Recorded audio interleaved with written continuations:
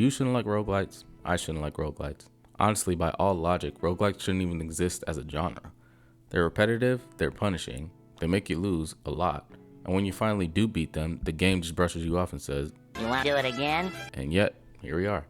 Hades 2 is one of the most anticipated games of the year. Slay the Spire has sold millions. Returnal became one of the staples of the PS5, and Balatro somehow got nominated for Game of the Year by being a simple poker game. So how is this possible? How do games that are built to make you fail become the ones that we can't stop playing? Let's talk about it. Let's start with a simple question. How many people actually finish a run? Not the whole game, just a simple run. On the surface, you would assume the answer is pretty high. Roguelites aren't these big open world RPGs with 200 side quests, collectibles, and large amounts of lore. They're more focused and self-contained. You drop in, pick a couple starting attributes, make an attempt, and if you're good enough, you win. Sounds like my type of game. Extremely efficient. So even if they're excruciating, surely most players manage to finish at least one, right? Yeah, that's not even close. Here's what the data says. For Returnal, only about 39% beat Act 1. Not the final boss or the ending, just the first act of the game. For Spelunky 2, only about 16% get the Journeyman achievement, where you complete the game on a non-seeded run. Dead Cells only sees about 40% defeating the Hand of the King, its original final boss, and Hades, arguably the most popular roguelite, only has about a 48% escape rate. That means more than half the player base never cleared a single successful run, despite the game giving you permanent upgrades after every death. So let's pause on that. Most of these games are only asking you to finish one run at the least, just once, and yet completion rates consistently sit around 30 to 50%, and sometimes it's even lower than that. So what does that tell us? If we thought of this of the traditional game logic, this is horrible. Players aren't reaching the end. It seems like they're failing, quitting, and walking away. It should feel like a wasted time, but it's not. In fact, roguelites are thriving. They're one of the most popular indie subgenres out right now. New ones are dropping every month. So the real question is, if most players never finish a run, why do they keep coming back? Now, we pivot to the perspective that if most players never finish a run, then maybe it's because they're not supposed to. Okay, stick with me. So most games dangle a carrot at the end of beat the villain and save the world.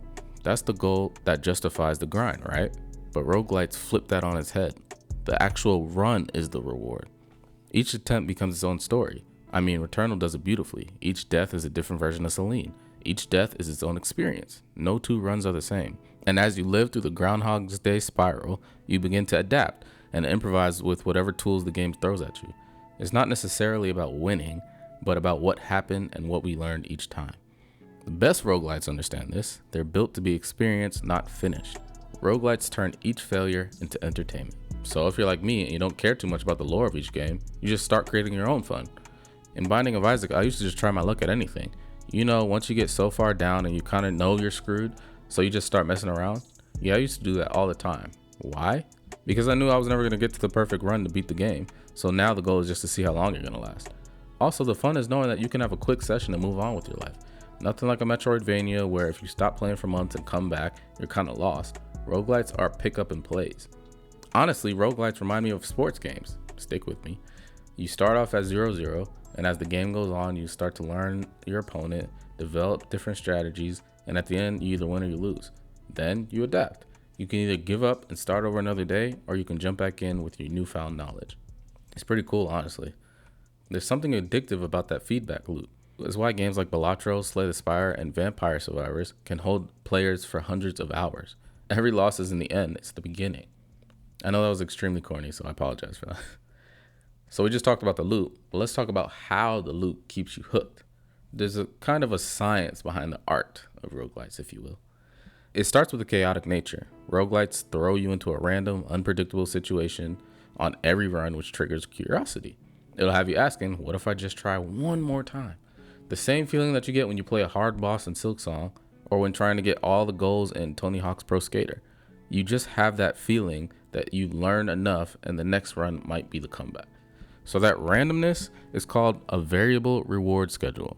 You know how when you walk into a casino and all those old people are sitting at the slot machines for 8 hours? Yeah, this is the same concept that the slot machines use. It's why games like Balatro or Slay the Spire are impossible to put down. Not because they're always rewarding you, but because they might. You're chasing the potential for a great run. Nothing is guaranteed. But here's the trick. They balance that randomness with control. They always give you just enough agency to make you feel like you control the odds. You get to draft cards, choose power-ups, decide routes, reroll shops. So yeah, while the randomness is definitely the main factor of many roguelites, it's still layered with decisions. So whenever you succeed or get a little closer to figuring it out than last time, you feel like a genius. And when you fail, you get that aha moment and tell yourself you almost had it and to just do one more run. They make every run feel winnable, even if you weren't close. I mean, I had to give up on Blueprint because of this. The fact that you can make it to the end and still not be at the end, it's frustrating, but again, that's the point. Instead of telling you how to play, they ask you, what do you want to try? Literally half of the roguelites don't even tell you what the objective is. They just drop you into the world and say good luck. Compare that to most modern games. You get a waypoint and a checklist to complete before you're ready to move on to the next section. And that's why they stick. There's no correct way or method or time to do anything. They're puzzles with infinite solutions.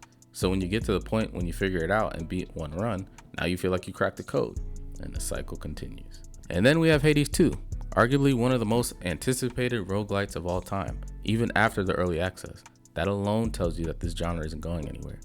I mean, just 10 years ago, this was mostly a niche genre. Like, yeah, you had your Spelunkies and your Rogue Legacies and your Binding of Isaacs. Loved games for sure, but definitely not as mainstream as it is now. But now this genre is everywhere. Honestly, there are even games that aren't technically roguelites that are stealing from them. I mean, just in the past couple of years, Donkey Kong Bonanza just added Emerald Rush, which is a roguelike mode. The Last of Us Part 2 just added the No Return roguelike mode, and God of War Ragnarok also had their Valhalla mode that they just added as well.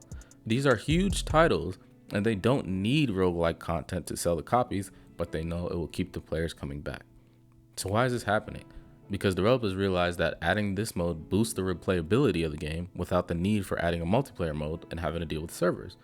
They learned that people love competing with their friends and with themselves by attempting to top their last run. And it also respects your time. So after finishing these 30-hour games, we can now hop into these quick modes for a cool 30 seconds, lose the run, and go enjoy the rest of our day. The long commitment is no longer there, and you can still feel accomplished at the end of the day. So circling back to the question, why do we keep coming back to roguelites? Well, despite having to restart every time, they make failure feel like progression. And while some have this grand story, most want you to move one run at a time. And if that doesn't work out, you can always just try again. If you enjoyed this video, please leave a like and subscribe for more. I appreciate you for watching, and have a good one.